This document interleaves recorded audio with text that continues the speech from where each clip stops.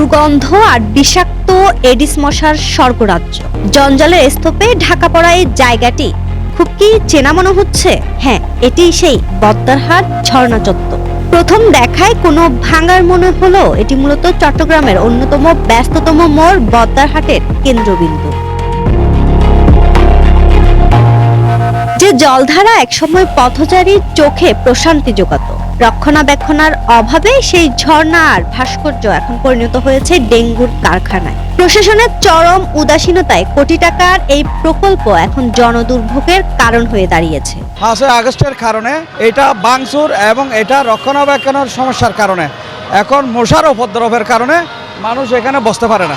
তো আমরা চাচ্ছি ইলেকশনের পর সরকার গঠনের পর মশার যাতে উপদ্রব না বাড়ে এটা ব্যবস্থা করার জন্য আমার পক্ষ থেকে বা আমাদের বদ্দারহাটের পক্ষ থেকে সরকারকে আহ্বান জানাচ্ছি। এই চক্করটা হচ্ছে আগে এক সময় অনেক সুন্দর ছিল এবং অনেক পরিষ্কার ছিল। বর্তমানে এখন দেখা যাচ্ছে এখানে বসলে মশা মাছির জন্য বসা যায় না আগের মতো। যেহেতু এটা যদি উন্নত হয় আমাদের পক্ষে এটা ভালো হতে পারে। মূলত 1971 সালে 26শে মার্চ কালুরঘাট বেতার কেন্দ্র থেকে স্বাধীনতার ঘোষণার স্মৃতিকে চিরস্থায়ী করে রাখতেই এই চত্বরটি আধুনিকায়ন করা হয়েছিল। একসময় এখানে রঙিন জলধারা আর আলোকসজ্জা দেখে মানুষ মুগ্ধ হতো।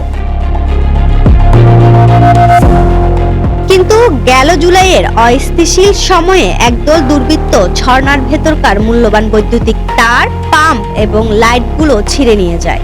এরপর থেকে দীর্ঘ সময় পার হলো, মেরামত তো দূরের কথা, ঝর্ণার হাউসগুলোতে জমে থাকা বৃষ্টির পানি নিকাশনের ন্যূনতম উদ্যোগ নেয়নি সিটি কর্পোরেশন।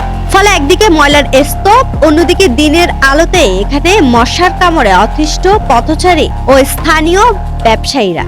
এখানে ময়লা আবর্জনা দুর্গন্ধ সবকিছু ছড়াই ছিড়াই আছে।